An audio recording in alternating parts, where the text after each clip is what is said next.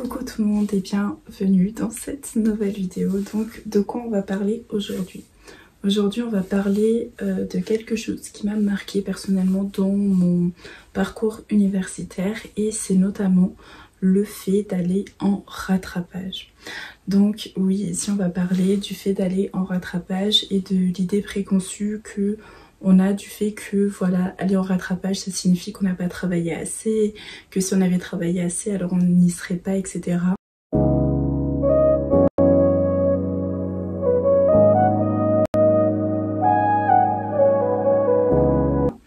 Donc personnellement ça a été une épreuve assez difficile à encaisser dans la mesure où j'ai jamais été en fait en rattrapage de toute ma vie sauf en septembre 2024 dans le cadre de ma fac de droit. Et en fait, lorsque je savais que j'allais aller au rattrapage, mais lorsque ça a été acté officiellement, ça m'a renvoyé beaucoup à moi-même et je me demandais mais pourquoi est-ce que je me sens si mal, pourquoi est-ce que j'ai honte d'aller au rattrapage, c'est quoi ce sentiment, etc.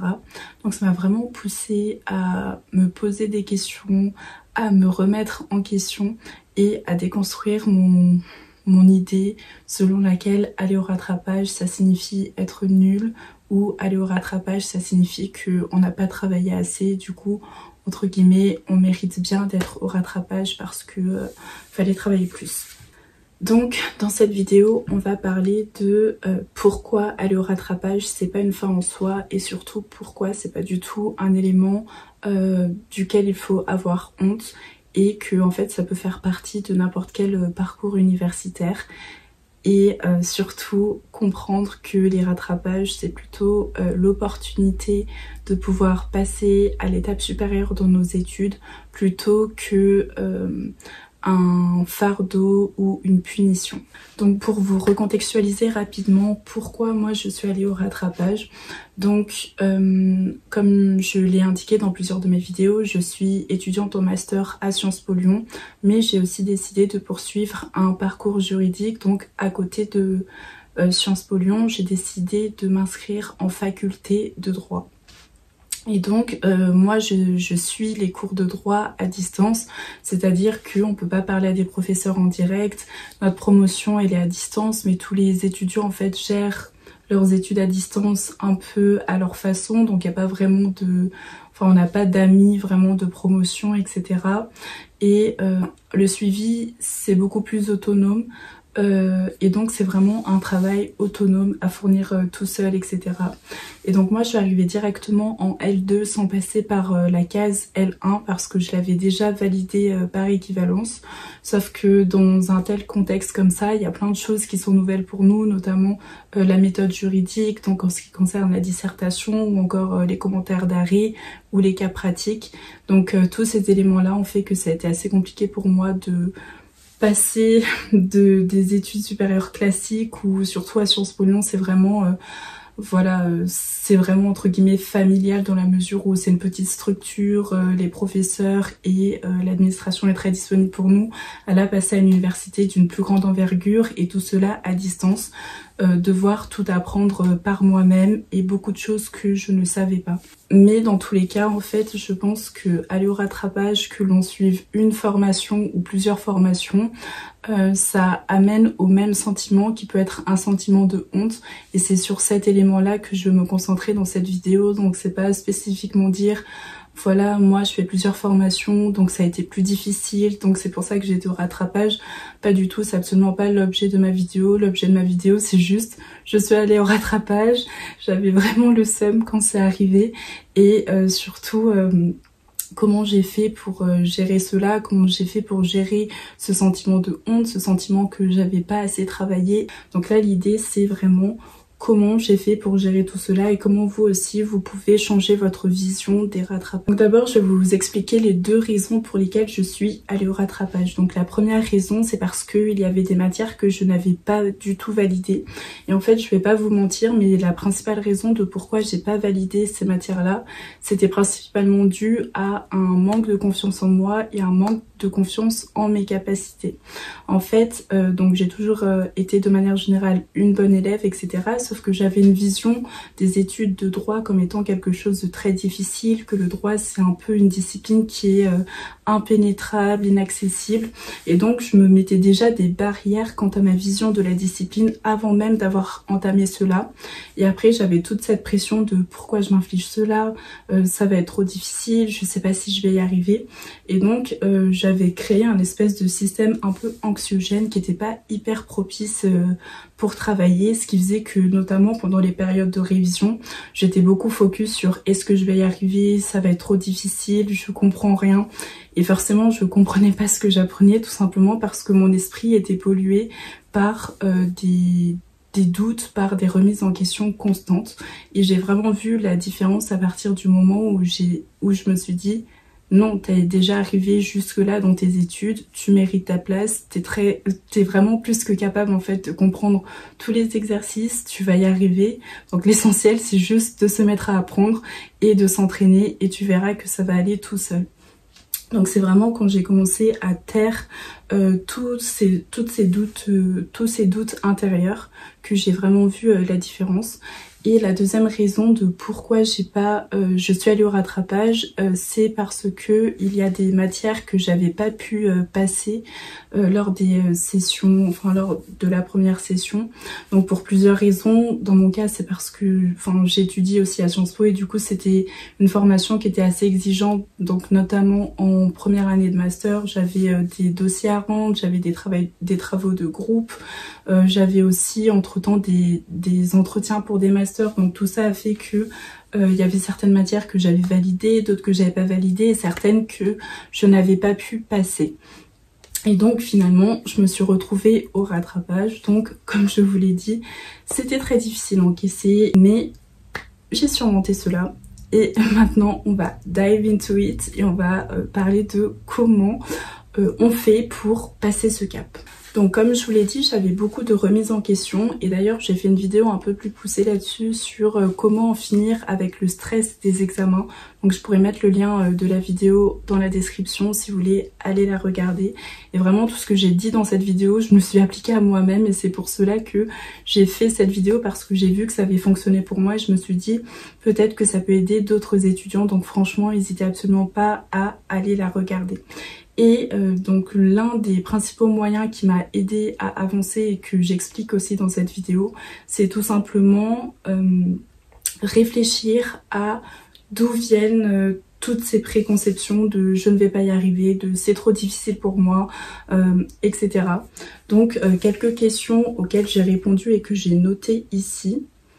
Alors, pourquoi je suis convaincue qu'avoir des notes en dessous de la moyenne faisait de moi une mauvaise étudiante? Pourquoi je pensais que c'était infranchissable pour moi d'avoir de bonnes notes en droit? Pourquoi j'étais persuadée que je ne comprendrais jamais rien aux commentaires d'arrêt ni à la dissertation juridique? Pourquoi aller au rattrapage était pour moi synonyme d'échec? Donc ça c'est un petit aperçu des questions auxquelles j'ai répondu pour comprendre en fait la source de mon stress, parce que quand on ne sait pas d'où ça vient, finalement on angoisse et on se dit mais je suis folle, je comprends pas pourquoi j'angoisse, alors qu'en fait ça peut être très fondé. En fait, ça peut venir de quelque chose que vous avez vécu durant votre enfance. Par exemple, vous avez toujours été félicité parce que vous avez eu des bonnes notes et donc finalement intérieurement vous avez intériorisé le fait que voilà, avoir des bonnes notes, ça veut dire réussir, ça veut dire que c'est la norme, c'est la normalité, il faut absolument avoir des bonnes notes pour être accepté socialement. Ça peut aussi être par le fait que justement vous avez toujours, on vous a toujours puni lorsque vous n'étiez pas un bon élève et du coup vous êtes forcé à plus ou moins être un bon élève alors que ça n'a pas toujours été facile. En fait, il peut y avoir absolument plein de fondements. Et donc là, l'idée c'est de savoir d'où vient ces doutes. Et une fois qu'on sait pourquoi ça va pas entre guillemets et pourquoi on stresse et pourquoi on se met tant de pression, bah, c'est beaucoup plus simple en fait de lâcher prise et simplement de se mettre à faire ce que l'on souhaite réellement, c'est-à-dire finalement travailler et réussir ses examens. Et donc en fait faire cela, ça m'a quand même aidé à reshape, donc c'est-à-dire à recréer ma vision des études et à me donner un nouveau cap plus clair vers lequel je voulais tendre. Et additionné à cela, je me suis aussi fait un vision board de ce que étudier le droit représenté pour moi, qu'est-ce que je voulais faire grâce à ces connaissances que j'allais acquérir. Et donc faire cela, franchement, ça a clarifié mon esprit et ça m'a beaucoup plus aidé à trouver l'énergie et trouver en fait les ressources en moi pour travailler, parce que je savais déjà que j'avais ces ressources finalement, mais c'était embrumé par beaucoup de doutes. En fait, ce qu'il faut comprendre, c'est que de manière générale, on peut avoir un système de croyances qui a été créé pour plusieurs raisons, donc en raison de nos expériences vécues, les expériences sociales, familiales, des croyances personnelles, et finalement ça va créer une certaine vision du monde, ça va créer une certaine vision de vos études, ça va aussi expliquer pourquoi vous mettez une certaine pression sur vos épaules, etc. Et vraiment, moi j'encourage toujours toutes les personnes autour de moi à faire un travail sur elles-mêmes, parce que non seulement on apprend énormément sur nous, mais ça permet aussi franchement d'être beaucoup plus léger au quotidien et de finalement pouvoir garder toute son énergie pour accomplir les choses que l'on souhaite. Donc je vous encourage vivement à faire cet exercice. Après avoir fait ce travail sur moi, j'en suis arrivée à une conclusion. C'est surtout une opportunité pour moi d'aller à l'étape supérieure dans mes études. C'est une opportunité pour moi de améliorer des notes que j'aimais pas, parce que j'aime pas avoir des notes en dessous de la moyenne. Et là, c'était une occasion pour moi d'avoir des meilleures notes, avoir une chance en plus, de montrer que j'en étais capable, que j'avais ma place en fac de droit.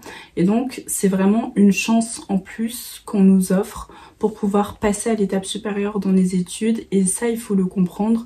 Et surtout il faut essayer de sortir de cette conception de je me compare aux autres, de certaines personnes ont réussi directement en session 1 et moi je passe en session 2. La réalité c'est juste que il peut y avoir tellement de raisons pour lesquelles on va au rattrapage. Dans mon cas, c'est parce que j'avais pas validé certaines matières et j'avais pas pu passer d'autres matières. Et même si par exemple j'avais validé toutes les matières et j'en avais pas passé d'autres, je serais quand même allée au rattrapage finalement. Et pour d'autres personnes, ça peut être parce qu'il y a des problèmes familiaux, ça peut être parce qu'on a des problèmes de santé. Donc vraiment, en fait, on s'en rend pas forcément compte quand on fait des études, mais vraiment chaque étudiant est différent dans la mesure où on n'a pas la même histoire, on n'a pas le même passé, on n'a pas tous exactement les mêmes capacités face au travail. Et donc, on est obligé de comprendre ce qui fonctionne pour nous et on est obligé aussi de faire en fonction de nos contraintes à nous. Et c'est vraiment pas de se comparer aux autres, mais de se dire, j'ai la chance. C'est simplement une chance pour moi de réussir mes études et je la saisis et je ne me questionne pas sur est-ce que les autres ont réussi en première session ou vont passer en deuxième session. Il n'y a absolument aucune raison de se comparer parce que les personnes n'ont pas... On est tous différents en fait. Justement, ça fait un peu une transition sur d'autres exemples concrets de comment les rattrapages ne sont pas une raison en fait d'avoir honte lorsqu'on doit passer au rattrapage. Donc déjà il y a mon histoire à moi du fait que je suis allée au rattrapage donc pour ma L2 et sans cela j'aurais jamais été admise en L3. En plus de cela j'étais vraiment super contente de mes notes au rattrapage parce que j'étais passée je crois de 9,90 sur 20 à 12,63, donc j'ai validé ma L2 avec mention assez bien, alors qu'en soi c'était pas très bien parti. Sans en fait cette étape là, je serais actuellement pas en L3 et ça m'aurait pas rapproché de mes objectifs personnels que je me suis fixés. Un autre exemple qui moi m'inspire vraiment tous les jours, donc c'est un monsieur que j'ai rencontré mais c'est vraiment pour moi un peu un rôle modèle, son parcours il m'inspire énormément. Donc en fait j'étais allée il y a quelques années à un événement qui était organisé par une amie dans son école de commerce. Donc moi j'étais allée pour présenter Sciences Po Lyon et pour parler aux lycéens de milieux défavorisés des perspectives d'études supérieures, donc les différentes possibilités qui existaient. Donc moi je présentais Sciences Po, les Sciences Po en général et en particulier Sciences Po Lyon. Et durant cet événement, il y avait un monsieur donc il y avait plusieurs intervenants qui parlaient de leur parcours, de leur relation à l'école, des difficultés qu'ils ont rencontrées, de comment en fait ils ont fait pour surpasser ces difficultés-là. et finalement trouver leur voie professionnellement et s'épanouir dans le domaine qu'ils souhaitaient. Et donc justement il y avait cet intervenant qui expliquait que pour lui ça a été très difficile durant ses études, donc il étudiait le droit justement. En fait, ça a été très difficile parce qu'il devait travailler à côté de ses études, parce qu'il n'avait pas en fait les ressources économiques nécessaires. Sauf que il travaillait tellement qu'il avait peu de temps qui lui restait pour pouvoir réviser ses cours, pour pouvoir passer ses examens de façon normale comme les autres étudiants. Et donc un jour, en fait, il s'est confié à un professeur et justement ce professeur lui a dit: écoute, je pense que dans ton cas, ça peut être intéressant de passer toutes tes épreuves au rattrapage. Et en fait, c'est ce qu'il a fait.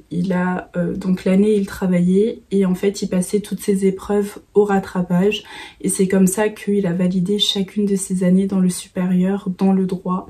Donc en fait, ce que vous voyez, ce qui semble être la fin du monde pour nous, ce qui semble être un échec pour nous, c'est vraiment en fait la seule opportunité pour certaines personnes de passer à l'étape supérieure, de valider leurs études dans un domaine.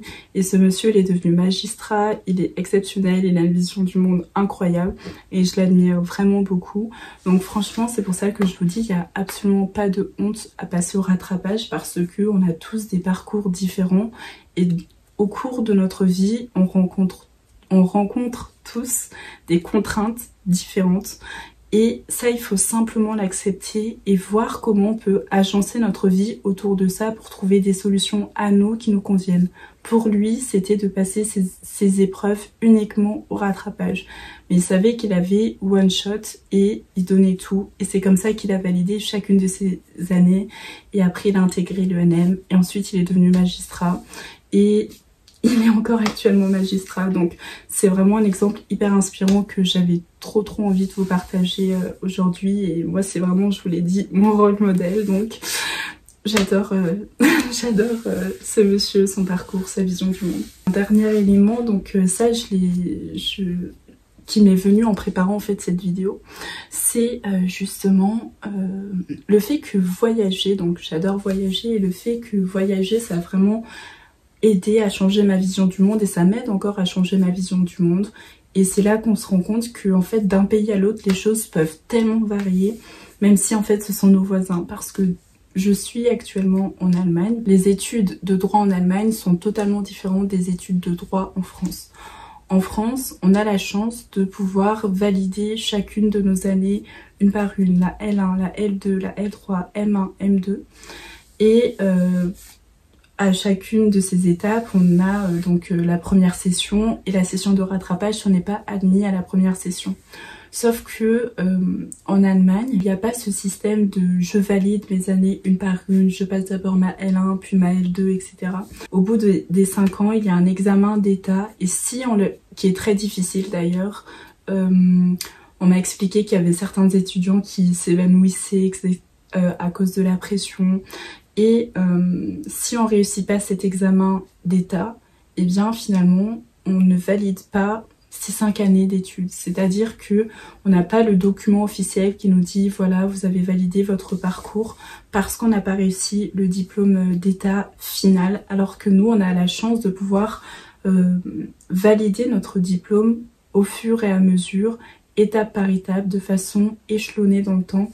Et c'est assez incroyable et c'est pour ça que je vous dis qu'il faut aussi percevoir les rattrapages comme une chance, parce que nous, littéralement, chaque année, on a la chance de pouvoir se rattraper si on n'arrive pas bien lors d'un semestre ou d'un autre, si on a certaines difficultés. Et enfin, si je peux vous donner un autre conseil, c'est n'hésitez pas aussi, si vous avez des difficultés, à vous adresser à l'administration de votre université ou à vous adresser à vos professeurs. Donc l'exemple de ce monsieur qui s'est confié à un professeur, je pense que ça l'a vraiment aidé. C'est qu'il cherchait une bonne oreille et un conseil qui pouvait l'aider. Donc je sais pas si c'est la meilleure solution et c'est pas du tout ma prétention de dire ça. Mais c'est simplement que ce professeur, en lui donnant ce conseil, bah, il l'a aidé d'une façon ou d'une autre. Et c'est comme ça après que lui, il a réussi ses études. Donc ça veut pas dire que ce sera le cas de tout le monde, mais ça veut simplement dire que si vous demandez de l'aide aux ressources qui sont autour de vous, qui sont mises en place pour vous, eh bien il y a des personnes qui sont prêtes à vous accorder cette aide, qui sont prêtes à vous conseiller et à vous aider sur votre parcours. Donc n'hésitez absolument pas à solliciter ces personnes, à faire part de votre situation personnelle si des fois c'est compliqué, etc. Les universités, c'est pas simplement des grosses machines, il y a aussi des personnes qui sont derrière et je pense qu'elles peuvent se montrer compréhensives en cas de certaines difficultés. Donc ne vivez pas seul vos difficultés, n'hésitez pas à vous appuyer sur les ressources que vous avez autour de vous. Et donc là je parlais d'université mais bien sûr aussi votre famille et vos amis. Et le rattrapage c'est vraiment pas une fin en soi, il est hors de question en fait d'avoir honte du fait d'aller au rattrapage parce que qui s'en souviendra littéralement dans 5 ans. Dans 5 ans quand vous aurez terminé vos études, quand vous aurez déjà débuté votre carrière professionnelle. Donc ce qui peut vous sembler le bout du monde aujourd'hui ne le sera plus dans quelques années. Donc juste délestez-vous de ce poids-là.